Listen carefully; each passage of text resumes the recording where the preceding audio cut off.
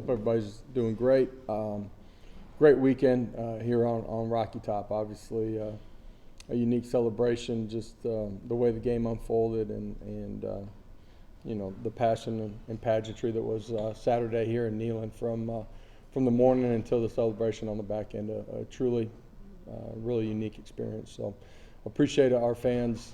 They were awesome all night long, and this morning for our players, we pushed forward. For our staff, we did it yesterday when we got back in the building. Had a really good morning with the guys. Obviously, from the outside looking in, everybody's excited about the win. From the inside, looking forward, we got a lot of things that we have an opportunity to get a whole lot better at, and the challenge for us is to become our best. We're in the early stages of that. The urgency and preparation and focus has to remain consistent, and that was the message to the players. Looking forward to getting it going here this week.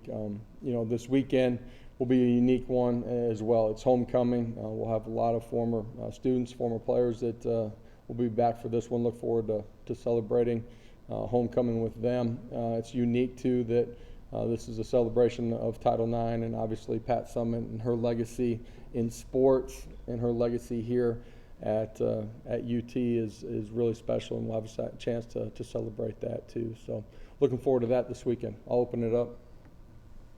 We'll start with Wes, then Vince.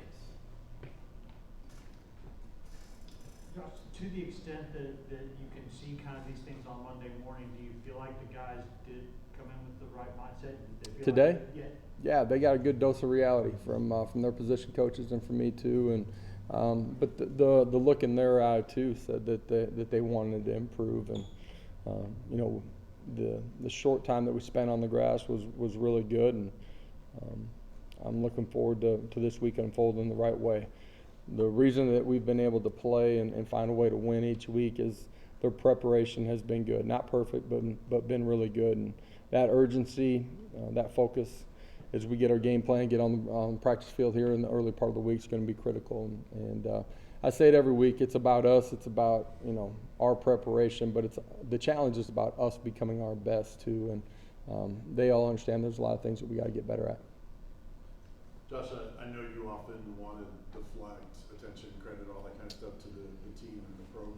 Yeah, I'm not just deflecting it. Those things happen because of the players and because of the coaches. Right.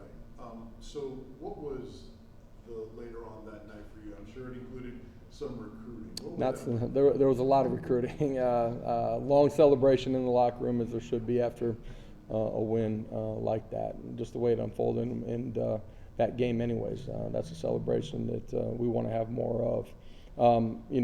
Opportunity on the back end of that to do a bunch of recruiting.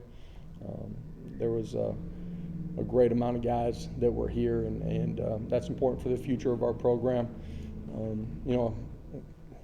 I got post-game things that I got to do too, so once I got out of here and got home, probably close to midnight, got a chance to spend a bunch of time with my family, had a bunch of friends in for the game too, and eventually get to bed at some point in the early morning. Okay, so you answered my question. That's what I wanted you to kind of expand on. Take us through the final series when you guys get the ball back, 15 seconds to go. Your game plan, the repetitions you had in that situation, things like that. Yeah, you practice those things in training camp, how you want to function and operate in a lot of different scenarios. It's impossible to give those guys those scenarios every single week. Love the fact that our kids understood what we were trying to accomplish, from wideouts to quarterback to protection up front, able to go execute in those situations. The fact that we still had timeouts left was critical. Our guys understanding the concepts that we're running, but being able to handle the pressure of that situation, go out and execute, speaks to it. We try to replicate some of those scenarios throughout the course of the week, but you're really kind of cycling through those things, and it was a big time performance by those guys at the end of the football game. So when they missed the field goal and you've got 15 seconds left, or you immediately looked at your play sheet, you didn't really have much of an emotional response. Is that in those moments, do you feel like it's more just about stay on course? Well, I mean, you immediately transition, right? They make the field goal. You're flipping to a different scenario, and you got to go play that out and execute it. And they miss it. Where are we at? Time allotted. Timeouts left. You know, how do we go get 2 chunks and get ourselves into field goal range? So absolutely, you flip the script, and your players have to do that as well. Well, the players have complimented you a lot on your even-keeled nature, not just within games, but also week to week. I'm curious to know if that's like a natural part of your personality, or is it a learned behavior from your dad or coaches? My dad was a lot more emotional than I am on the sidelines. Might be because he's a defensive guy by nature too.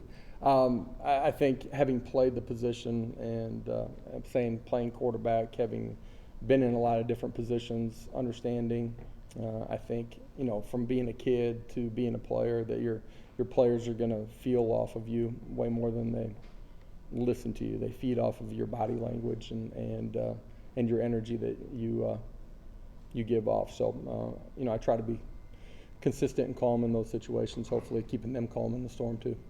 Rob, then Mike.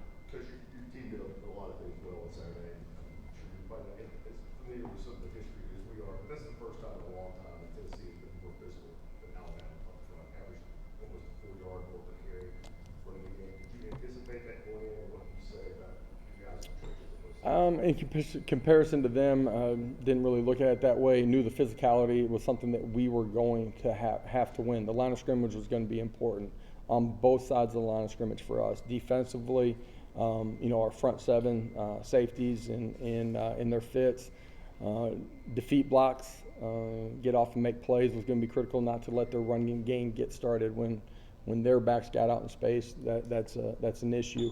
And then for us on the offensive line, we knew that the run game, you guys heard me say it, I think, earlier in the week, that there's a huge difference in 2s against those guys because of how third down gets played out versus 4, 5, 6s. And the tempo, the mentality, the attitude, the way we showed it to the team today, just the way we finished our runs, the pile moving forward was a huge difference in that game. And proud of the effort and strain that everybody had on both sides of the line of scrimmage. Josh, give an update on Jalen McCullough, and then with his lack of availability Saturday, was that a coach's decision or an administrative decision? Yeah, he's not suspended.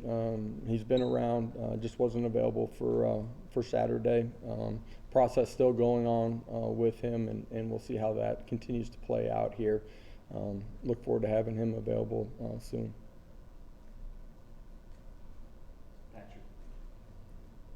You talked about the offensive line as a group, and obviously that position has to operate collectively, but Darnell Wright, what do you say about his performance and sort of his growth over the course of the season? Yeah, Darnell did a great job starting just in pass protection. Our offensive line as a whole did a really good job.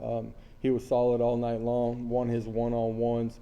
I thought in the run game, did a really nice job. That was when he was in man blocking one-on-one. Some of the double teams on the right side of the line of scrimmage were, you know, changed the way the game was played. I thought he played really solid football all night long. Paige, then Eric. There's a lot of compliments that always get said about Hendon Hooker, and rightfully so. There were a couple of plays like the fumble save that didn't go his way. How about his short-term memory and his composure that really does bleed into the rest of the offense? Just talk to me a little bit about his composure as well. Yeah, great players and great quarterbacks have to be able to reset from one play to the next. There's no way you're going to go out and play a perfect game. You have the ball in your hands all of the time. Eventually, it probably doesn't go your way. Been really fortunate that it has gone his way, our way, you know, most of the first half of the season. The other night, his maturity, his understanding of the game allows him, when something isn't perfect, it doesn't go right, to understand the why behind it, which gives you confidence and calmness to be able to go reset and play the next play. There's no doubt that his maturity and his confidence and his ability to reset also allows the 10 other guys around him and our entire offensive unit to do that as well. You can't take that for granted. Eric. Josh, you see more on film the challenges that they present offensively and defensively? Yeah, you know, for us offensively, us defensively, them offensively, they've put up a bunch of points, a bunch of yards here in the first half of the season. Line of scrimmage is going to be important. We got to apply pressure to the quarterback and got to be able to match guys out on the outside on the perimeter. It would be important to win the line of scrimmage on the defensive side of the football in this one. For us offensively, line of scrimmage is where it starts. We got to be able to run the football. Defensively, in their structure, we got to be able to understand what they're playing, adjust to it, and then go win some one-on-ones out on the perimeter. Austin and West. Two things. After go back and watch the film, what do they have Brandon Turner playing Saturday? And then two, dipping out of college this week again, you could get some younger kids in. How much do you try to, if you at that point in the game, get them in early as possible to help build some depth for this last month push? Yeah, the first question was about Brandon, is that right? Brandon was really solid. Did some good things on special teams, helped us get the first punt return started that we had. Did a really good job when he was in there defensively, matching things out and man-to-man. He's a really smart, intelligent player, and we have a lot of trust in him. As far as young guys playing, the other night's a perfect example. You don't know when your opportunity is going to come up. And, Will Wright's out there at the end of the football game playing his butt off. So for all of our guys, continuing to prepare, being ready for your opportunity whenever that comes this weekend, we're going to have to play a bunch of guys. So look forward to seeing all of our guys go out and compete. West. Josh, I guess there's no way to give a percentage on something like this, but when you went back and watched the film of Bama's offense versus y'all's defense, how much of that stuff was just really good players making plays, and how much of it was stuff that you could watch and say, could have cleaned some stuff up? There's things that we can absolutely clean up, and that's from coverage to matching things out to understanding scramble drill. Your end zone coverage, you better match things out. It's containing the quarterback. It's making plays on the quarterback. At the same time, they got a special player back there too that was able to extend plays and create some things too. So. I do love the way we continue to reset and go play the next play and continue to play hard. Back to Eric. You mentioned William Wright being out there at the end of the game. Yeah. You go back to spring practice, there's a lot of injuries. He was out there getting a lot of reps, getting better. Yeah. Is that something that you can move forward and kind of, coach use as a teachable moment for everybody? Yeah, I talked about it this morning with our football team. He did some really, really good things throughout the course of spring ball. His ability to trust us and to continue to grow, from the time that we've shown up, is a part of why he's grown as a player.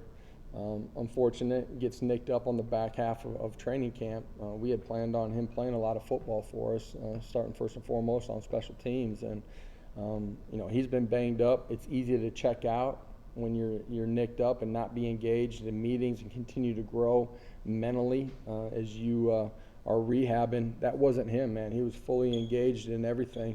And it's a great lesson for all of our players that you don't know when your opportunity is coming, and all of a sudden, he's playing on special teams, but all of a sudden you're thrust out there in one of the most critical moments defensively too, and does a really nice job. It's a great lesson for everybody, especially our young players in the program. Anything else? All right, thank you. Guys, appreciate it. Thank you.